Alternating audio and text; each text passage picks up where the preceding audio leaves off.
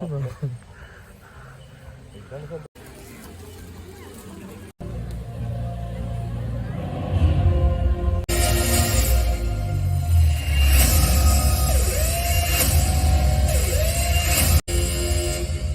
everyone! Hi, welcome to the night safari and to the creatures of the night presentation. Are you feeling good tonight? Come on, let's try this again. Are we feeling good tonight? Much better. Now, before we start, I do have a few important messages that I would like to share with every single one of you. So listen up. Starting my first message, if you take a look around me, we have 3 staircases. Staircase number 1, staircase number 2, as well as staircase number 3.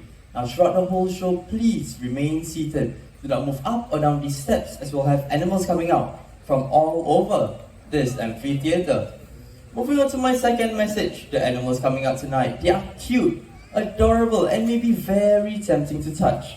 Yes, they are trained, however, they only recognize our trainers and they do not recognize you. So if you do go out of your way to touch them, they will not hesitate to let you know exactly how they feel. I'm moving on to my most important message. As you all know, here in the night safari, most of our animals are nocturnal, which means any bright lights or sudden flashes from your devices may scare, startle, or even distract our animals during the show. So we do seek your cooperation to ensure that your flashes are completely switched off. Can we do that? Now, in order for me to get this message across to as many people as possible, I will be translating this into a few of our local languages. Starting my own mother tongue, selamat malam. Selamat malam, tolong jangan gunakan flash camera anda. Terima kasih. Next up, do you have any Mandarin speaking guests in the crowd? 大家晚上好。晚上好，请不要用闪光灯好不好？ Alright, next up, do you have any Tamil speaking guests in the crowd? Malay vanakkam. Malay vanakkam. Daiva seda puge padam. Irakam pelada flash pada dirgal meka nandri. Now, do you believe me that even actually, you know what? I'm going to try one more language. Do you have any Hindi speaking guests in the crowd? Alright, Hindi speaking guests, make some noise! Yeah, alright, namaste. सब लोग अपने camera के flash बंद कीजिए, ठीक है? Okay, shukriya. Okay, well, do you believe me that even after all these translations, you will still see flashes going on in the crowd? It's true, so please double check your devices right now to ensure. Oh! Ladies and gentlemen, boys and girls, the creatures of the night will be on the prowl.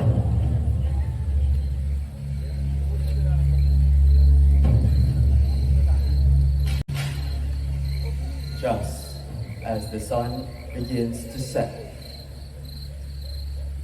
the turkey vulture uses his powerful sense of smell to detect carrion. This unique adaptation is unusual in other avian species. Once it has found a carcass, it will rely on other animals and birds to help tear it apart, and will only stop eating once the carcass has been stripped to the bone.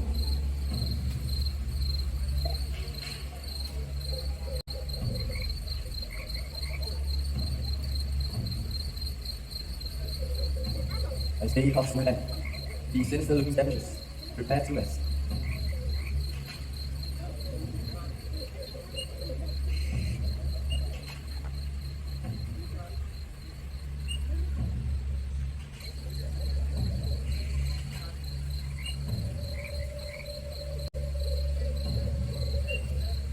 Just as the creatures of the night begin to awaken.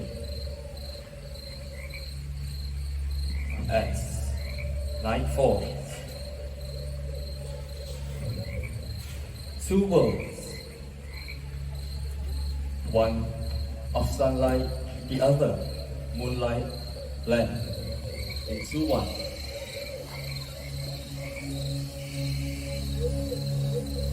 Animals like the white raccoon searches for the last bits of food before heading home to rest. Digging with his dexterous paws, he searches for his favorites: insects, worms, snails, and even the fried eggs. Once satisfied, he'll return to his home in the trees to curl up for the night.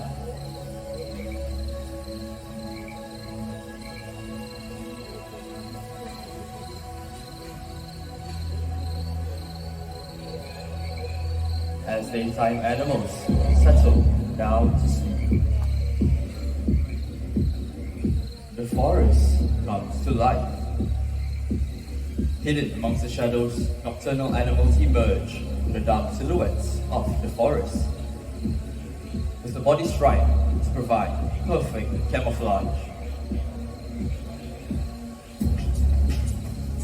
A fishing cat appears along the riverbank.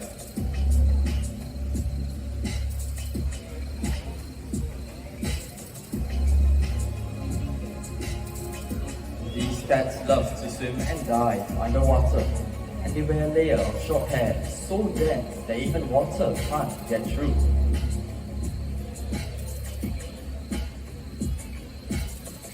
It is this layer that will keep them warm and dry, even in chilly waters.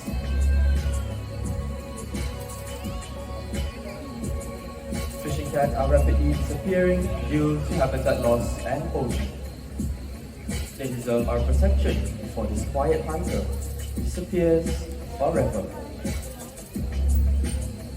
Good evening and welcome to the world of the night hunters. Now, I've often been asked, how do nocturnal animals survive? Well, all night creatures have unique adaptations for survival in the forest. For example, the binturongs. Now, jet black in color, they are almost invisible at night. With their excellent eyesight and quiet ways of moving through the dense forests of Asia, they are able to pounce on small animals easily. Now, birds' eggs happen to be their favorite food, and they also feed on fish, fruits, and smaller mammals.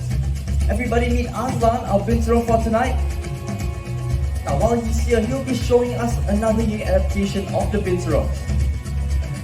And this would be his long, powerful, prehensile tails, which enable them to climb onto trees and hang from branches effortlessly. Now, these tails are incredibly strong and can withstand their entire body weight, which in Aslan's case is 15 kilograms.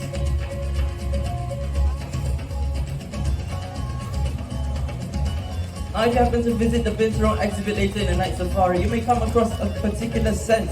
Many people say they smell like pandan leaf, but personally for me they smell more like buttered popcorn. And as he makes his way back, look at the way he walks. Binturongs are also known as the Asian bearcats due to their short stubby legs and bear-like walk. With that, let's say goodbye to Azlan, our binturong. Now, while seavers like the binturongs rely on their keen sense of smell for survival, other nocturnal animals rely on their acute hearing powers. I'm talking about the owls. Coming off my right side with our trainer Liana is Rainbow. Now, Rainbow here is a great horned owl, and they can be found in regions of Canada as well as North America, and they have also been nicknamed as tigers of the sky. Now, focus your attention over to the center staircase. Coming down with our trainer Alfie is Oscar. Now, Oscar is a Eurasian eagle owl, and like their name suggests, they can be found in regions of Europe as well as in Asia.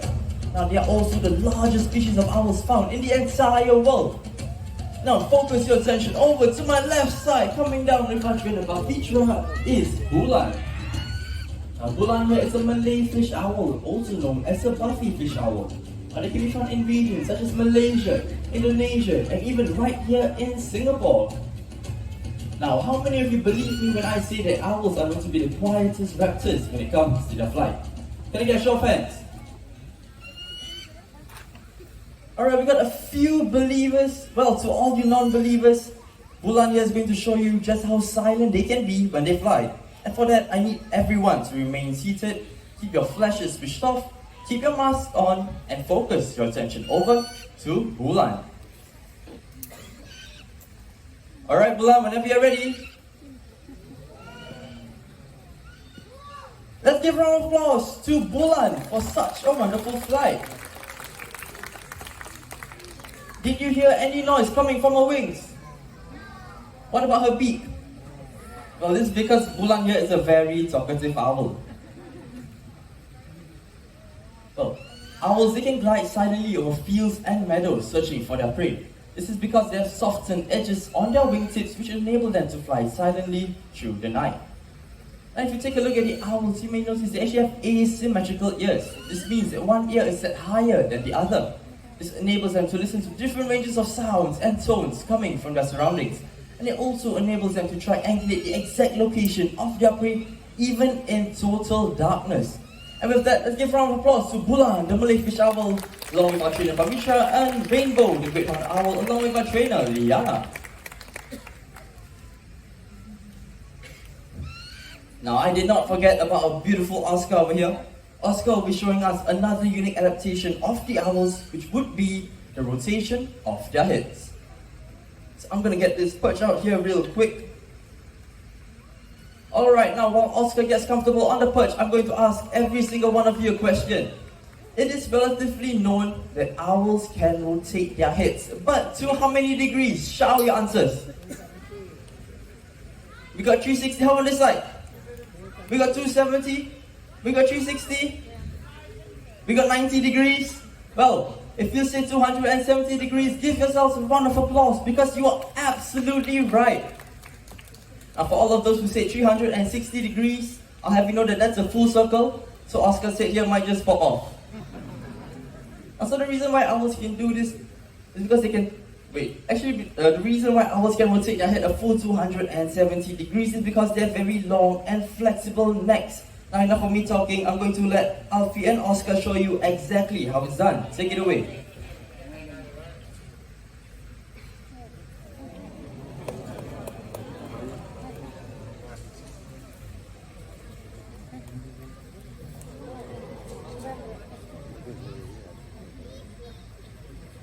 Now full 270 degrees, would you guys like to see it one more time? Alright, one more time for us, Oscar.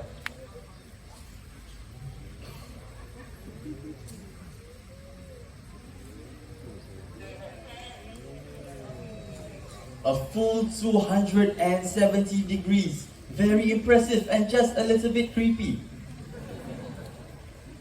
So the reason why owls can do this, like I mentioned earlier, is because they have very long and flexible necks. Unlike us humans, they are actually unable to move their eyeballs up or down or left to right, which is why they can rotate their head a full 270 degrees to take a look at their surroundings. And with that, let's give a round of applause to Oscar, the Eurasian Eagle Owl, along with our trainer, Alfie.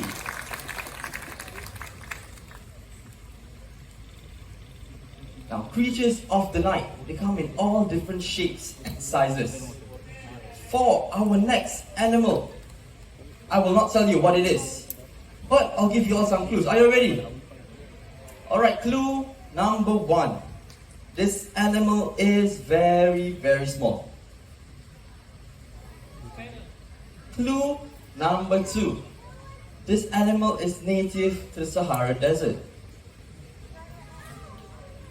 Well, this is your final clue. This animal has really, really large ears.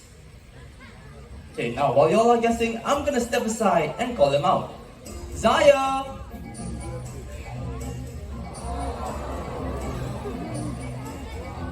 Everybody meet Zaya, our fennec fox for tonight. Now, fennec foxes, they are native to the Sahara Desert, and they are able to leap vertically and horizontally from 1 meter to 1.2 meters in length.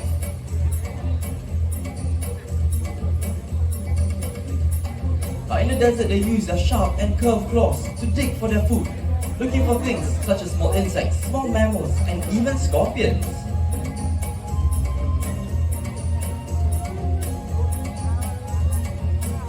Remember when I told you that they have really large ears? Well, this helps them listen out for prey or predators sneaking out from behind them, and it also helps to get rid of excess heat when out in the hot Sahara sun.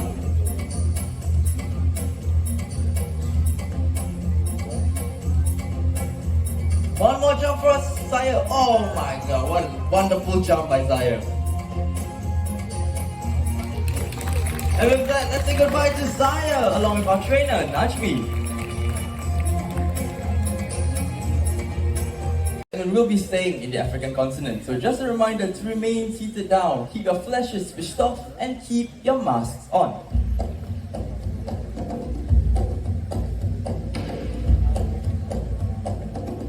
A famous hunter from the African continent.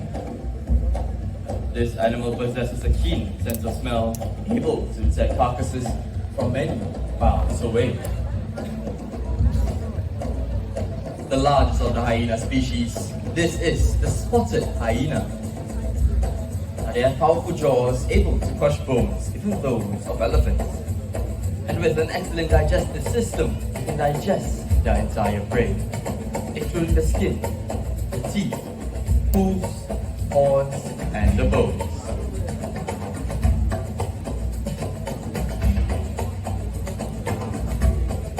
They are able to take down prey twice their size, including the zebras and the mighty buffaloes.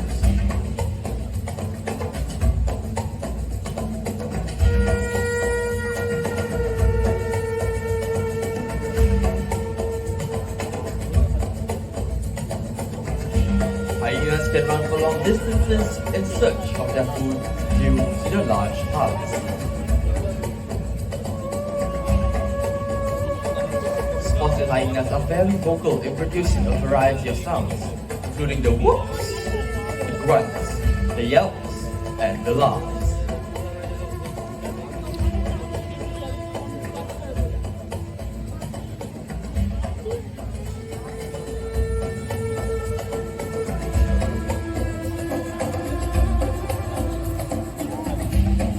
Many people think that they are a type of canine due to their dog-like features, but in fact, they are more closely related to the cats. Now, speaking of cats, coming up next from the grasslands of Africa, we'll soon be joined by our very own serval that goes by the name of Shami. So focus your attention over to the exhibit and soon she'll be joining us. Alright, I see some movement at the back of the exhibit.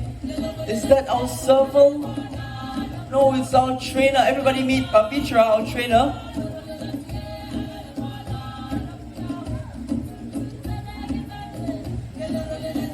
Now, servals actually resemble a miniature cheetah except for a relatively shorter tail. Now, strolling in like the African queen, everybody meet Shami, our serval for tonight. Now, what you're seeing is Shami is going to try and catch that feather that Pavitra is holding. This is an enrichment device that we use to stimulate our animals so that it feels like they're still in the wild. Come on, Shami, human versus serval, let's see who's faster. Almost got it. And she has got the feather. And this is why servals are one of the most successful hunters in the African savannah. Thank you, Shami, and our trainer, Pavitra.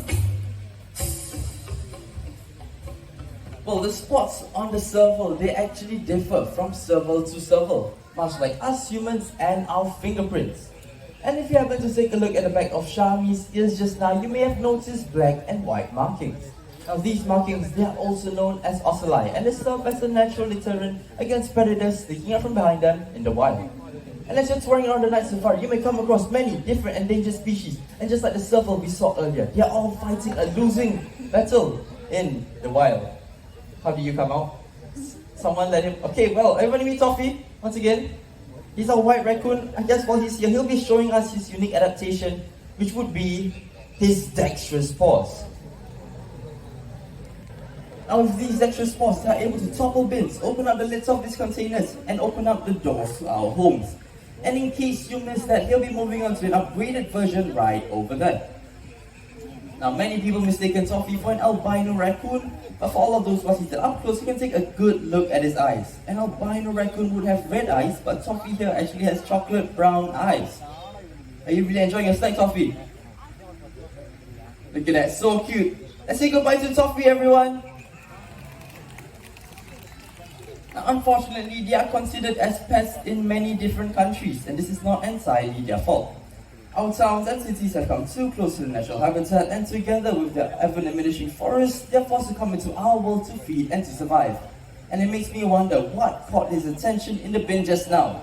So, let's see, we have a paper carton and a plastic bottle.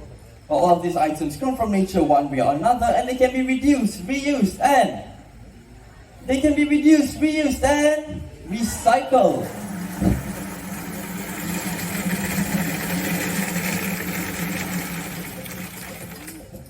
Now I'm going to need your help to recycle all of these products. So, kids, help me on this one. Where does the paper carton go? Does it go in the plastic? Does it go in the aluminium? What about the others? Yes, it does go in the others. Now, next up, the plastic bottle. Where does it go? Does it go others? Does it go in the plastic? Yes, it does go in the plastic. So it is very important that we need to reduce, reuse and recycle so that we can protect the wildlife around us for our future generations. And unfortunately, our journey through the night has come to an end. But let's not forget the lessons we learned tonight. From the owls in the sky to the binturong on the branch, they all want to remind us to protect their cousins in the wild and the fragile environments they call home. What we do makes a difference, and it is up to us the type of difference we want to make. Because the greatest threat to our planet is the belief that someone else will save it for us. And with that, my name is Akhil. On my right we have Pavitra along with Rainbow, the great horned owl. On my left we have Keen along with Bulan, the Malay fish owl. Up there we have Alicia for Sound of the Night. Thank you everybody for coming to the Creatures of the Night show. Stay safe and good night.